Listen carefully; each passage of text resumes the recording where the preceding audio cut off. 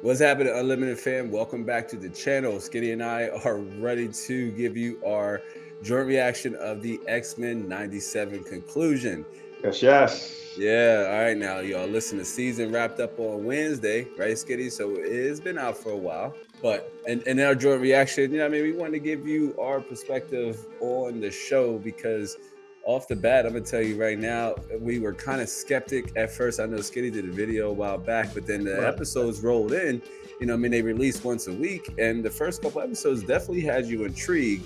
But then the show started to drag a little bit. Now the art style remained consistent, I'd say, but the writing, Skitty, the writing or just the overall flow and direction of the show, I don't know, man. What do you think? What do you think? I What were mean, some of your I would. like gripes of the show starting out? I wouldn't say that it dragged, but like when you put an episode out that nobody wanted Mojo. Right, Mojo, we could have left that back. right. We could have got something way We better we than could we could have wasting. done something else. For Right, real, and for real. they tried to blend two stories or two plot lines in that episode.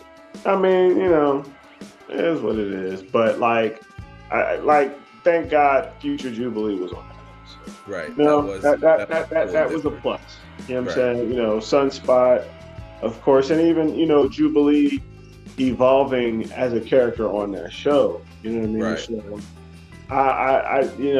but my gripes, Uh huh. like my gripe is the retcon. The retcons. That There was a lot of so many. retconning that took There's place so in the many. show. There's Matter of so many. I fact, mean, like, hold on. You know what? Let me start off by saying X go Men ahead. '97 is one of the greatest superhero animated shows out right now.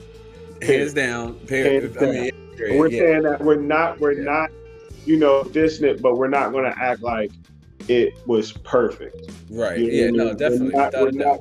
We're not giving that illusion. Right. Thank you Disney, thank you Marvel, but y'all know y'all got y'all stuff. I got y'all stuff with y'all. Some of the Like, changes were too egregious. Like you and I both were watching. We were watching the show, probably like many of you may have done too before release or while it was released in between, like as each episode dropped weekly.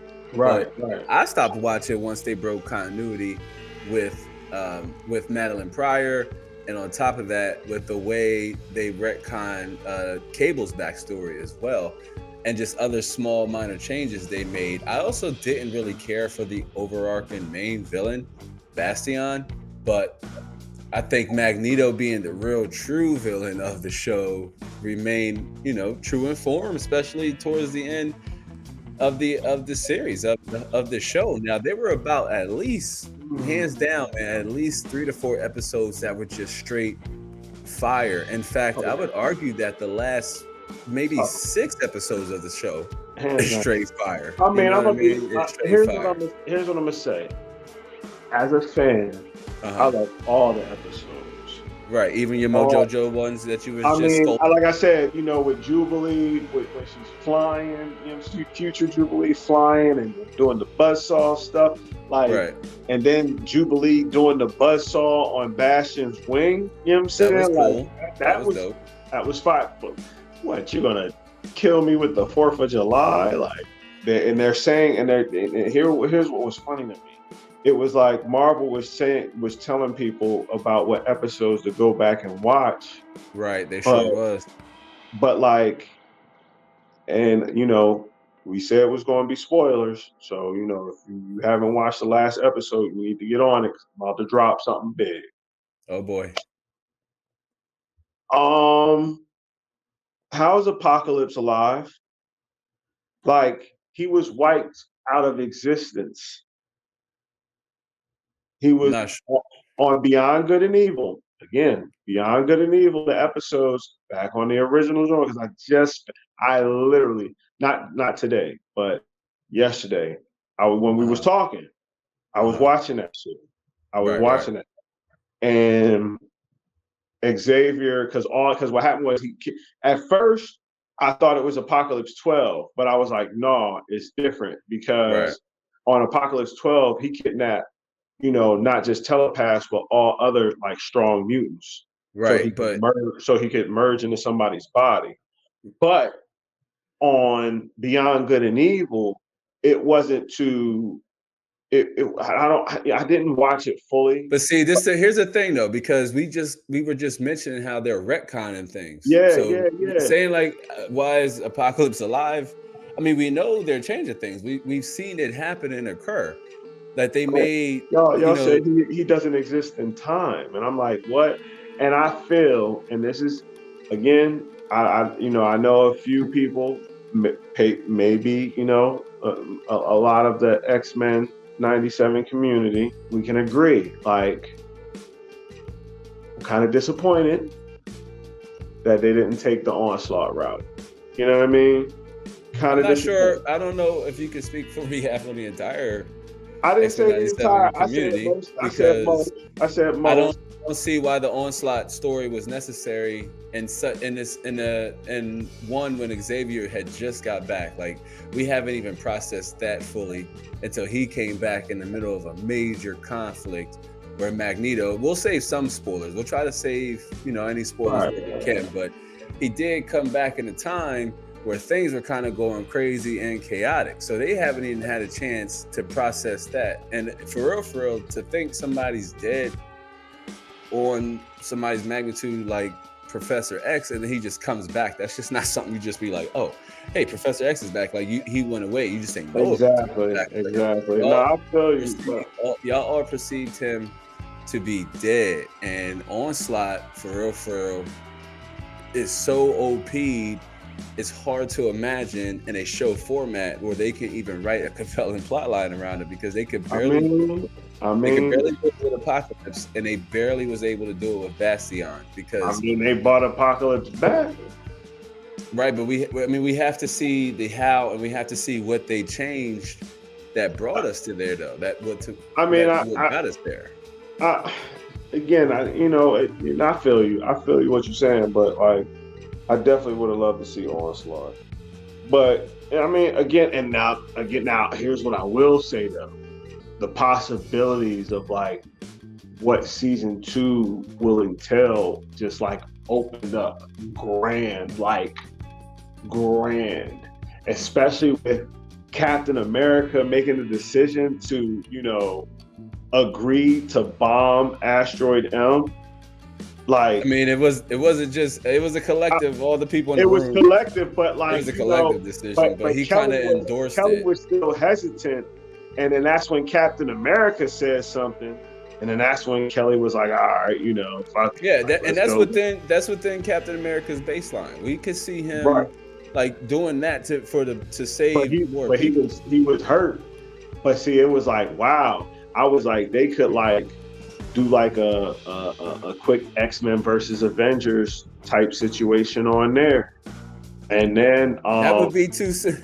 I mean, I think that would be so soon. We just I got the mean show back. It's like, it could, I'm just saying for like future, endeavors. You know what I'm saying? Like, like I said, possibilities, not, guarantees or nothing like that. Now, this didn't exactly happen in the Apocalypse 12 arc, but it seems like, the influence, a little bit of influence from there. yeah, Not like, they influenced a couple of things, like with the oh, yeah. asteroid M. I mean, for sure.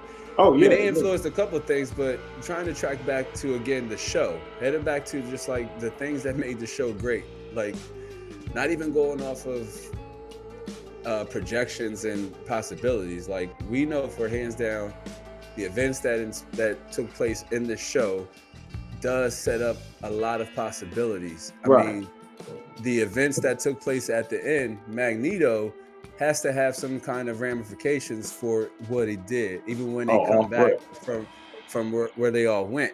Now, I will say, if for viewers out there, you know what I'm saying, early on in the early podcast episode, we did kind of talk about the podcast episode titled Nostalgia. In that Mhm. podcast episode, I had mentioned I anticipated that Magneto would eventually get back to his classic suit and his classic ways. And when I saw Right. what he pulled after that, oh so sweet, probably one of the best cartoon episodes I've watched in a very long time. and that's the episode title, Remember It. Definitely the show is worth watching because honestly, after that episode, for me, is where the show really took off. And just like Right, it did back in the 90s when I was a kid, just like it did back in the 90s when I was a kid, the show had me excited or looking forward to Wednesday. But now we're adults and we work, but it even made the week go by even quicker now. Like from hump day to hump day, Wednesday to Wednesday, I knew I had something to look forward, and the right, storyline was just good and good, especially with what Magneto had did to one particular X-Man, and that what led a lot of y'all to believe the Onslaught episode was heading in right, that right, direction. And I'm like, hold right. on, and even at the time we talked on the phone because I said, Yeah, no, just give it time. We don't know if he truly pulled it out or what really truly happened. right, yeah, I honestly think Magneto broke all of Wolverine's bones in his body, potentially, or something to that effect. He did with the adamantium, or he collapsed it. I don't know, but he didn't. He didn't do what everybody thought or anticipated he was going to do. That was popular in that comic book episode that led to the onslaught arc. But for me, out of 10 episodes, the first one or two, you were compelled by the nostalgia. You know what I mean? You were into it. Cyclops had his moments, Wolverine had his moments, Nightcrawler had his moments. We I'm saw gonna say characters this like right now. I'm gonna say this right now. we saw characters like flip sides and really get their moments to shine. And I gotta kind of give Marvel credit here because all the X-Men from Hank, from Beast to Gambit to Wolverine, Rogue, even with her like side Yeah, stories and everything. yeah, Storm as well. Storm had a very compelling side story going yeah, on with yeah, her in the show definitely. too. I mean, the show really took off after episode 6, and for me, the show just gradually got better from there, especially with the end having like a 3-part Right, conclusion, if you will. right. It just really, I mean, bam, bam, bam, episode after episode after episode, especially after that Remember It episode, the show just really took off.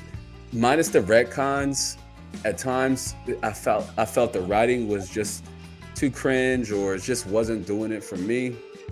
And then at other times the writing really shined. It was mostly the conversations between Magneto and he was talking to like politicians and things, especially when they asked him about being the leader of Genosha and how they're not going to tolerate a terrorist, you know what I mean, being in control of a sovereign nation. And he's like, well, why Mhm. not? You let your leaders be Right, terrorists and what have you. I'm like, the dialogue like that really had me like, oh, this is good. And there was a lot of that, mostly in like Cyclops. A lot of the dialogue with Cyclops is also really good, really compelling, really golden.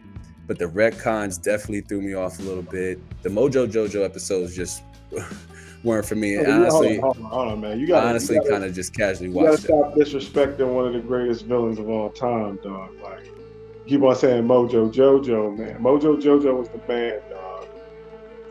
Funky Mojo. Funky Mojo. Funky Regardless, I skipped over the episode. I don't care cat, what it was. It wasn't. green, It bull it was crap. it was Ugh. straight. It was straight filler, and Hated that. wasn't necessary. I honestly just found out what happened through the intro, where it's like previously on X-Men. I watched that to get caught up from them 2 episodes. I didn't watch the episode. I was like, oh, that's what happened. All right, cool. Let's get right back into it. And from I, there, the show really took off. But I mean, I, just let me wrap up with go ahead, go ahead. with my concerns with the show, or what eventually weighed it down before we reveal our score. But Mhm. that's, other than the retcons, those spontaneous changes that weren't necessary or fully explained. It's one of the gripes I had with X-Men 97. It didn't really break the story. You just really didn't anticipate it.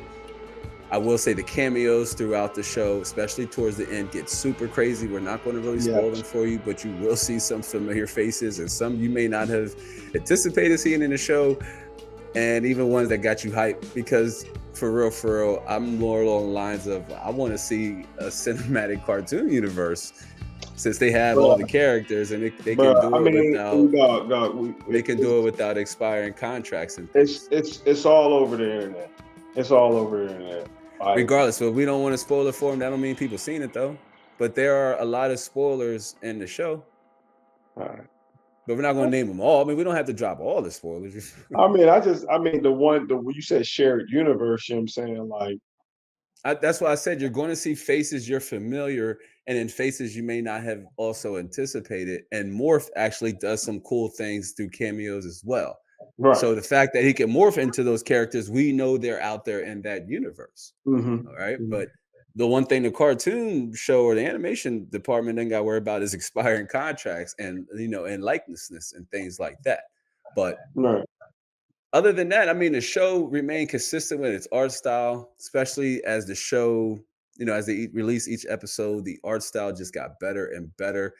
That Right. remained consistent. The action improved over time. And when I say action, I'm just not talking about the lasers. I'm just talking about the way the X-Men actually utilized their The powers. way We they saw moved. right the Yeah. way they move. We saw Cyclops do some really cool, unique things. We saw, Gambit and Wolverine Oh doing my goodness, we s- name. we saw Wolverine and Gambit like using their powers in conjunction with one another. So we saw a lot of different things and a lot of like teamwork based action in the show that remained consistent. So I will give them that. But out of the 10 episodes, I say they were at least a solid 7, 8 out of 10 for me, Cold hands 8. down. But Cold Stone Cold 8. overall, we give the show a solid 8. We wanted to give it a 9, but the critic in us couldn't ignore some of the filler content The that Marvel tried to retcons, put in the there, major retcons. the major Because retcons. another retcon, well, yeah, you said don't. Yeah. All right. Yeah, some stuff. I mean, some stuff because we're reviewing the show, we're recommending the show, we're highly recommending the show. Yeah, oh yeah, I definitely. just The don't show want to is spoil. definitely, like I said, it's great. I don't want to review the show and then spoil the show and in the same. Right, You know what I mean? right, Like, right, so right. I mean, we're definitely giving it a solid pass. It's a Oh, show yeah, that we yeah. highly recommend you watch. It's a high 8. That's why I said the fan in us wanted to give it a 9. Like the fan in me want to be like, man, this is a 9 out of 10 because it's X-Men. It's nostalgia. It has all the memories. But as a critic, I got to kind of point out the show's weaknesses along with its strengths. It just has They way shouldn't more told they strengths shouldn't have told than fans to go weaknesses. back and watch the old episodes. Yeah, they might have been trying to boost their Disney Plus streaming Because numbers. that's what I did. And when I went back and watched all the episodes, you know what I'm saying, I noticed a whole bunch of stuff. Like, like I said, the retcons, you're gonna like, huh?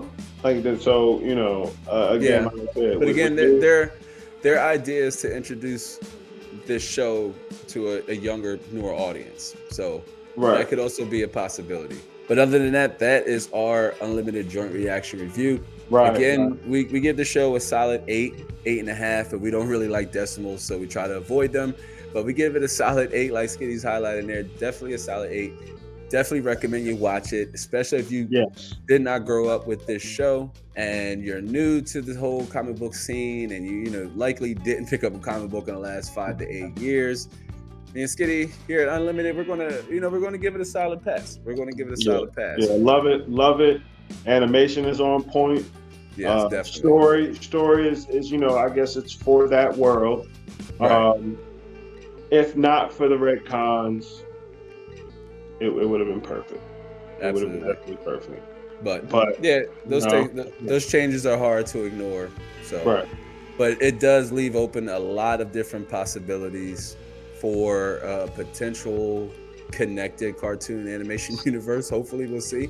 I mean, they're supposed to be bringing back Spider-Man, Fantastic Four, a few others. So, with the cameos, I'm hoping. Right, me too. With the cameos towards the end of the show, y'all, I'm telling you, check it out. I think the show is worth watching for a lot of these cameos, and because the spoilers are so wow, it's worth watching to see the lead up or to get into the psyche of the X-Men to see where their mindset is with everything. So definitely recommend you give it a watch. But that's all we got for this one, y'all.